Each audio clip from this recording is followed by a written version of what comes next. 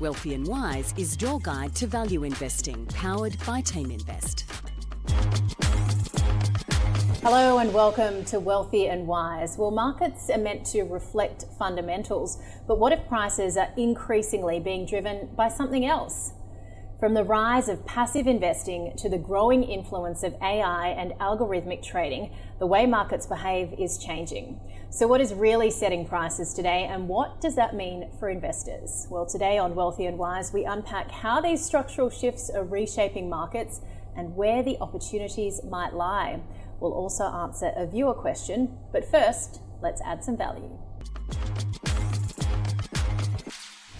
Well, passive flows, superannuation and algorithmic trading are now a dominant force in markets. But if more money is following rules rather than analysing fundamentals, what does that mean for price discovery? In this segment, we break down what's really driving volatility and whether markets are becoming less efficient as a result. And joining me today is Andrew Coleman from Teaminvest and also Mark Lamonica from Morningstar. Great to have you both with me today, gentlemen. Well, let's start then with you, I guess, Andrew. Passive investing, do you see it as an evolution or a distortion? Well, I think it's both. So, really, probably it's worth starting in the beginning. Passive investing is just simply defined as investing by mimicking a published index. So rather than trying to pick individual winners or losers, you're trying to follow a general theme, whether that's the market as a whole, say the ASX 200, or a commodity theme, or an IT theme, or a real estate theme.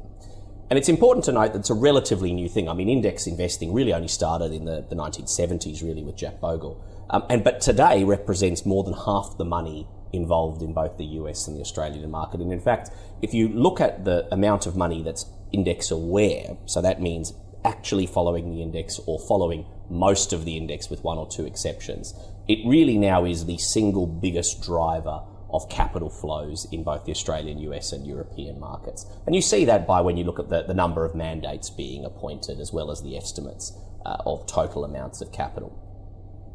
So, Mark, you've written a really interesting piece on this, saying that we can see some distortion or it can be less efficient. Just explain for us. Yeah, I based the piece on a study that came out called Passive Investing and the Rise of Megafirms. And the authors of the study looked at data in the US between 1996 and 2020. And basically what they did is they measured or attempted to measure the impact of the shift into passive investing. And so there were lots of different results, but one of the things they found is that the 50 largest shares in the US, they outperformed by 29% over what they would have if it wasn't for these passive flows.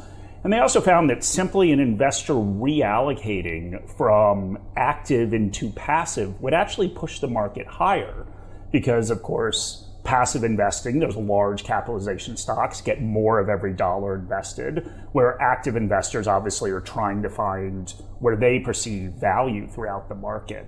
So it does show that there were certainly impacts from this big shift towards passive investing. And what does it mean, Andrew, as well for volatility? Well, in theory, passive investing, once it reaches a certain point, will break the market. Jack Bogle said in 2017 that and Jack Bogle being the founder of Vanguard, the world's first and largest passive investment company, said that if everybody indexed, the only word you could use is chaos and catastrophe, but it's not going to happen. And that's really borne out if you think of it quite logically. If no one's out there doing price discovery, everyone is investing based purely on size of market cap, then you're going to get more and more surprises because no one's digging under the hood to find out what's going to happen before the surprise occurs. This chart that we've got up here shows, for example, the intraday volatility around reporting season for most of the last reporting periods. It actually doesn't have the most recent one, which is highest still, but was the 3, 6, 8 reporting periods prior. And what that chart is really showing is it's showing that as we are moving more and more towards a passive investing dominated market, so too is intraday volatility increasing materially, in fact by about 40% since February 22 around reporting season, which ties in with that sort of theoretical idea. If no one's out there trying to predict, or a very small amount of people are out there trying to predict, is this company going to have a good or bad year? Well, then the first we know about it is the result, and that creates a very large movement where, of course, the efficient markets hypothesis states or implies that all of that information would have been gathered before the day of the announcement, and there should be no surprise at all. So you can sort of compare them as the two alternatives. In a market driven entirely by active investing done well, big caveat, done well, there should never be a surprise around an earnings announcement. And in a market driven entirely by passive investing, there would always be surprises. So the question sort of is where do we sit between that, and what can we do about it? You know, Mark, mentioning your paper, but there was another interesting paper last year by Salmon et al. In the Journal of Management Science, and I'll give you a quote. It said that passive ownership negatively affects the degree to which stock prices anticipate earnings announcements, and the rise in passive ownership over the last 30 years has caused the amount of information incorporated into prices ahead of earnings announcements to decline by approximately 25% of its whole sample mean. In other words, our ability to predict rationally what should be occurring has been materially impaired as just less people are looking. And to your point there where you say people maybe not looking under the hood, Mark, what does this mean then? Is there less incentive sometimes for investors to maybe do their own fundamental research? Yeah, I mean, I think there's different ways of looking at it. I think some of the passive critics look back at the pre-passive time as this investing utopia where these very smart investors were rationally assessing companies and making the right decisions. And, you know, that wasn't true. And I think that, you know, the market is obviously complicated. There are investors with all types of different goals and motivations. Some people are day trading. Some people are long-term fundamental investors. And so you get this mix-up of all of these different things people are trying to accomplish. And I think, you know, when we say passive investing, if we go back to Bogle, which we've obviously been talking about, you know, his view of passive investing is the thing that was passive was you. That you weren't making any decisions. People are using passive products and they're trading them. And so I think to say that passive investors are not fundamentally driven or not driven by fear and greed and all the emotions just isn't true. People are using these products to do lots of different things with them. So yes, I think that it does change the market dynamics, but I think as a long-term investor, the fundamentals still matter. So, you know, that study that I cited that said the top 50 shares had gone up 29% more than they should have over that very long time period. Well, the market went up 850% during that time period. So it influences markets, in my view, but it is not the sole driver. And I do think that over the long term, it still is fundamentals. What about the concern, though, either of you, that passive investors can then sell everything in a downturn and you could see a crash? Yeah, look, I don't think that part will happen, but I think what really is interesting, and Mark sort of touched on it, so I just want to draw it out. There's two different ways of looking at this problem as to whether it's good or bad. The first is from the investor's perspective. Is this good or bad? You know, is this going to enhance my returns? And I would say that the rise of passive investing has been wonderful for returns, both for passive investors and for active investors. For passive investors, because it's given them a product that they can sleep easy at night that will achieve a meaningful return, not wonderful, but good enough. And for active investors, it's given us that beautiful example of playing poker at a table with a group of patsies. You know, if you know that the vast majority in the market is investing, buying or selling based on things other than the fundamentals, your edge by understanding those fundamentals has just materially increased. So from that point of view, passive investing has been wonderful for value investors. What it hasn't been wonderful for is the purpose of the market as a capital allocator. Because in theory, the market should be allocating capital to the very best ideas and the very best management teams and acting as an engine of creative destruction to drive economic growth. If it's not, and the vast majority of money is going simply to the biggest things, as opposed to the best ideas with the best management teams, or going there because of themes rather than fundamentals, then you will see, and we are seeing, a material decline in both the efficiency of the market, okay, tick academic box, who cares, but more importantly, a material decline in economic productivity. And I think that, to a large extent, is perhaps responsible for part of the economic malaise that we found ourselves in for the last 20 years. What about some of the benefits, Mark, though, that might outweigh risks, potentially lower fees, some strong outcomes here too? Yeah, I mean, I think the important thing to remember is, you know, the rise of passive investing hasn't happened in a vacuum. You know, most active managers are underperforming. So I think, as much as we want to sit there and paint passive investors as just people plowing money into the market and pulling it out, and they're unsophisticated, and there's all these ways we characterize passive investors, but ultimately I think they're making a rational decision. Why should I pay higher fees to a manager that is unlikely to beat the market? So I think overall it has been a benefit for investors. I agree with some of the points about capital allocation and kind of this feedback loop where large companies are getting more funding, so of course they're doing better, and like all of that I think is true. But I think just from an investor standpoint and me trying to grow my super, I do think it's a positive thing. And if there is a little bit of distortion, does that create opportunity for value investors potentially elsewhere? I mean, there's always been distortion, but yes, I do think it creates an opportunity. And an example, and this is personal, this is my personal investing, not Morningstar, but I'm an income investor. And so when I sit there and say, okay, if there are distortions, if we're going to start to look at mid caps and small caps, there's potential distortions, and maybe that's an opportunity where I can get a higher yield and more dividend growth than potentially I could have before. So if I am focused more on income and not necessarily passive flows driving large companies, then maybe that's an opportunity for me to distort that. What do you think about that?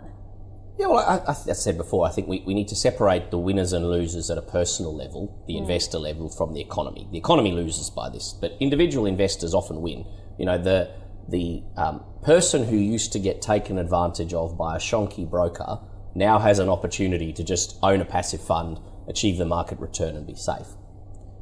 That's not good for business, but you would say it's only fair for Mr. and Mrs. Jones, who otherwise were, being hurt by some unproductive parts of the market. I think the challenge, though, is that anything where money is moving based on rules opens itself up for targeting by unethical actors. So what do I mean by that? I mean that if there is a bunch of herd doing one thing, it's very easy for the dishonest person to try and take advantage of that, to game the system, in other words. And I think that to some extent, the risk with passive investing, other than the return being good but not great, and you can argue whether that's good enough, that's a personal choice, it depends where you sit in that spectrum, right? But the biggest risk by far is the ability for the market to start becoming co-opted by more and more sharks who take advantage of the knowledge that less and less people are looking. It's much, much easier to commit a scam when no one is asking questions, and it's much easier to manipulate the market when the market doesn't have the participants asking questions. Are we at that point yet? I have no idea. Potentially Shield and First Guardian are examples of that. Certainly I think there are some other big accounting scandals at the moment that are examples of that. Is that at a point, though, that it's any worse than any other period in history? I don't know. People have been bad actors since time immemorial, right? Yeah, absolutely. The other point, though, and you mentioned herd mentality there, do you think, Mark, that means that some of the bigger companies could be disproportionately affected or benefited, I guess, because passive flows tend to go to some of these bigger companies?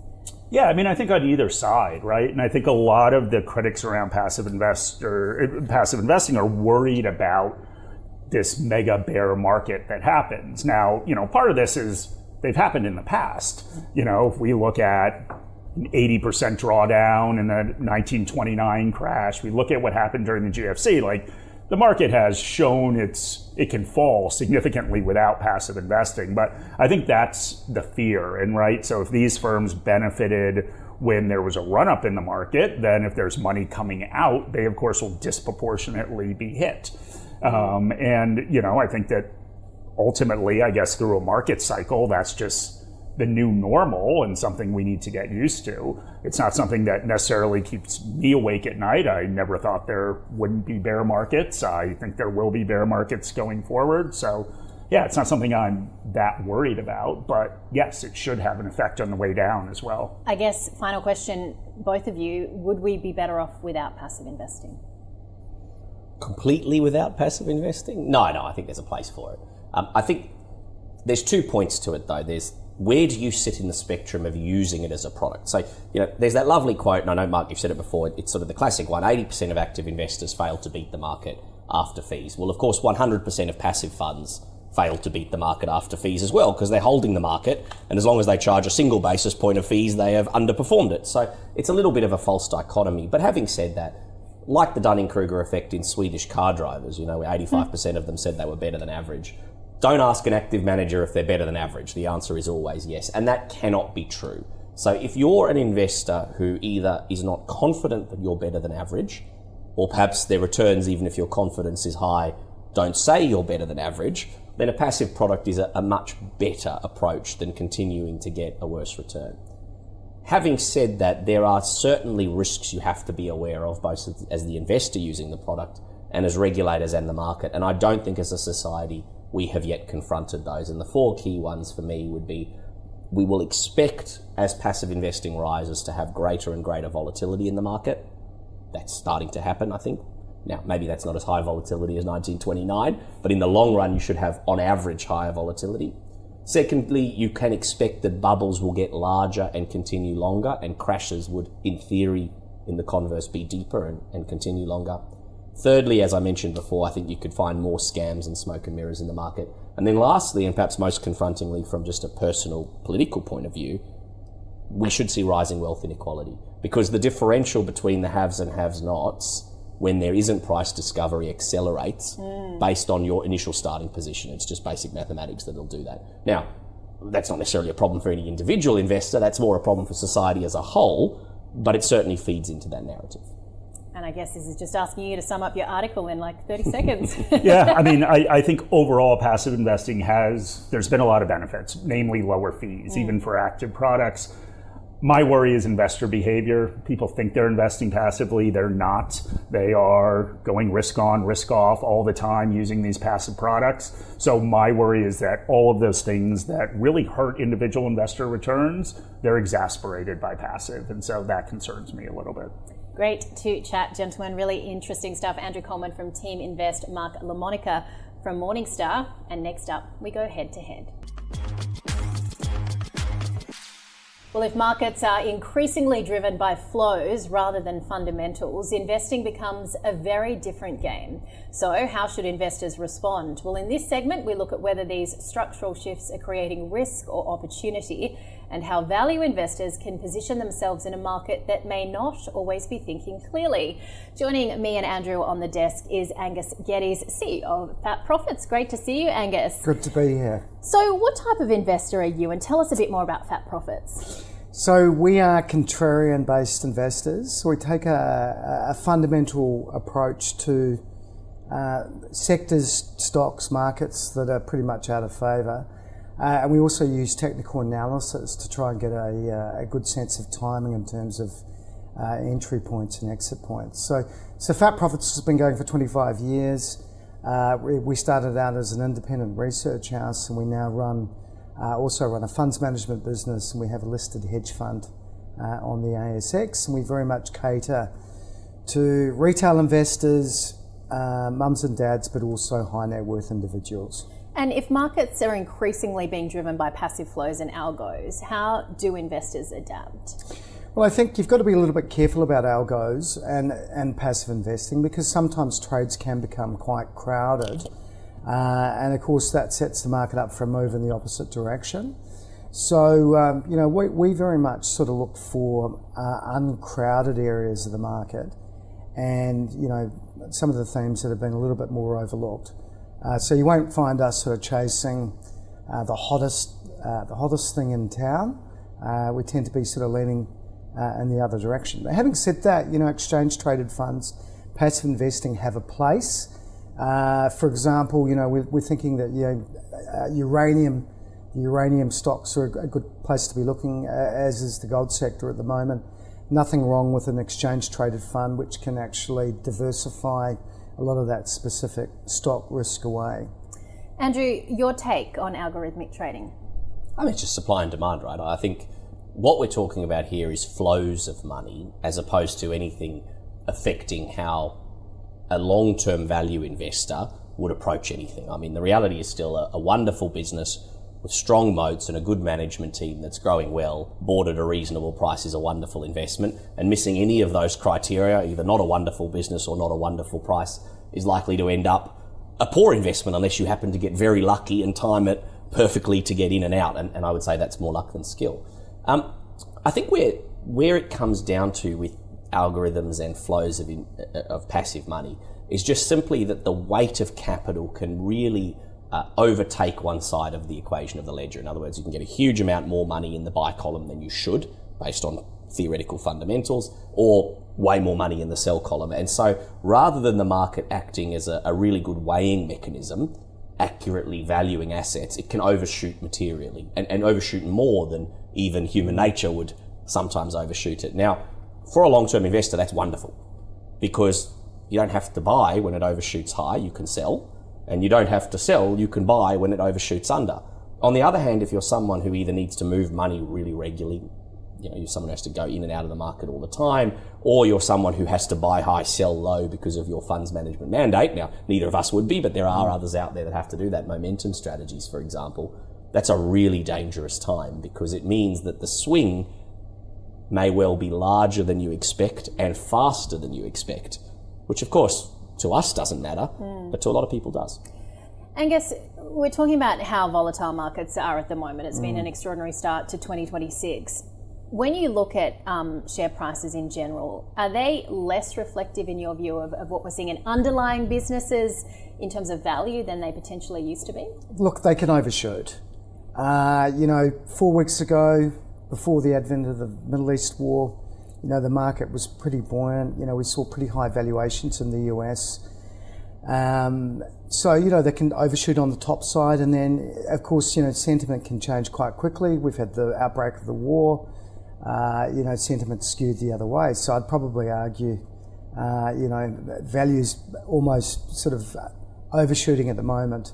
Sentiment's sort of overplaying its hand.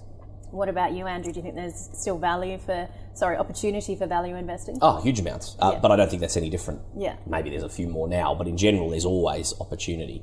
There's always an advantage in being rational when everyone else is irrational, in general. I was actually thinking about this earlier, getting ready for the program, but I was on one of the monthly wrap-ups with you back in January, and you asked me what I thought my theme for 2026 would be. And I said I thought there'd be a snapping back of PEs, that we had a very bifurcated market. We had lots of companies at the big end of town trading on multiples that just their actual earnings didn't justify. And at the bottom end of town, a lot of companies trading on PE ratios that looked stupidly low. And I think all we've seen with the Iran crisis is people waking up one morning and going, why am I paying that? And then, geez, that one looks cheap. And they both flipped back to the middle. Now, in theory, we should have a market whose PE ratios are distributed like a Gaussian or bell curve. Most people around the mean around 20 times, a few extremes high and low reflective of the companies. We didn't have that in January. We had an inverse bell curve, a parabola, lots on really high multiples, lots on really low multiples. And all we've seen in the last few months is that crowding back towards the middle. And you talk there as well about signs of an index effect. So companies sort of trading at a premium simply for being in the index. How do you kind of approach that? Yeah, well, look, in theory, it shouldn't happen, right? I mean, in theory, being in or out of an index should have no impact whatsoever on the value of the asset. That's like just saying your home has more or less value because someone else includes it in a bucket they're measuring. That makes no rational sense. However, we have started to observe in academic literature the beginnings of this index effect occurring. And in fact, we find it in two things. Number one, Duffy did a paper, Duffy et al. In 2025, which actually showed that from an actual point of view in the US market, inclusion in an ETF creates a share price premium compared to the stock trading outside the ETF itself. In other words, if there are two stocks available in the market that are identical, the same company, you can buy it outside the index or in the index, inside the index, you pay more for buying the ETF holding the index than holding the stock itself. That's irrational. It can't be sustained forever. Potentially that's some of what we're seeing is the fall in some of the big end of town. And the other thing is I did some analysis back in October 2025, which I think there's a graph you may want to show, which showed that index premium in action for the ASX. And effectively it showed a 40% premium for being inside the 100, a 26% premium for being inside the 200, a 23% premium for being inside the 300 compared to the rest of the market excluding that. That is not sustainable. That means investors crowding in and paying more for every dollar of earnings simply because it's in a bucket I can measure than in reality that company deserves when it's out of that bucket. And it's no surprise that where have the biggest falls been in the market in the last few months when people, I think, have woken up and started acting a bit more rationally again? Well, in the companies with the biggest index premiums. Angus, in your view, what does that mean for markets and whether or not it makes them harder to outperform here too? Well, I think, as a contrarian investor, I think it actually makes it a bit easier for us because, by definition, you're looking for sort of uncrowded trades, uncrowded companies, stocks that are very much sort of outside perhaps the magnifying glass of a lot of fund managers. Take for example CSL. It missed on earnings. It was quite crowded about a year ago. There were a lot of fund managers who thought it was cheap and that there was a value play to be had in that company. And then what we saw, of course, after they disappointed the market, the stock got dumped. And I guess this is where we sort of come into it. I think when you do get those sort of crowded trades and the market starts unloading on it, that's when something gets really interesting because, often a share price or a company will bottom out on bad news. And typically what we try to do is buy them when they're as under-owned by the broader market as possible. And by definition, that really means you want these types of companies to have a really small weighting in the benchmark, as we've seen with CSL, for example. I'm not saying we're buying CSL today, but you know what? You want sort of almost underrepresentation relative to the index. And then basically look for those sort of upside surprises. So it's when something's gone down that really attracts me. Something's been going down for a while. It starts bottoming out on bad news. It becomes really under-owned by the broader market, certainly the professional end of town. And then you'll get an upside surprise, which comes as a surprise catalyst. And all of a sudden, the stock's sort of back in the race. So, we continue to wait for that to happen for CSL. But those are the types of situations that we look for, rather than buying the hottest thing, on the street, which is over-owned by definition, big chunk of the index.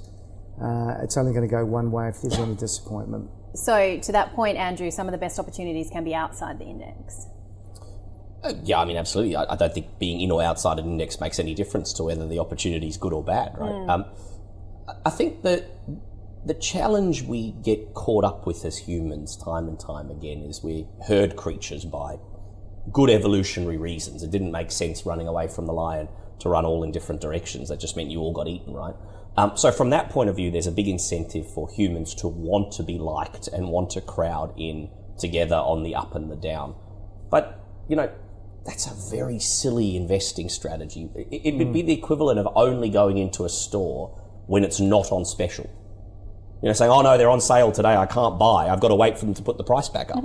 And yet that's what indexes do, right? They buy high, market caps rise, so they become a bigger proportion of the index, so more people throw their money in, and then they fall a bit, they go on special, and everyone goes, oh no, sell while it's low. So they become self-reinforcing as a very quick way of losing money. And Teaminvest, there's that lovely saying from the Odyssey, in the land of the blind, the one-eyed is king.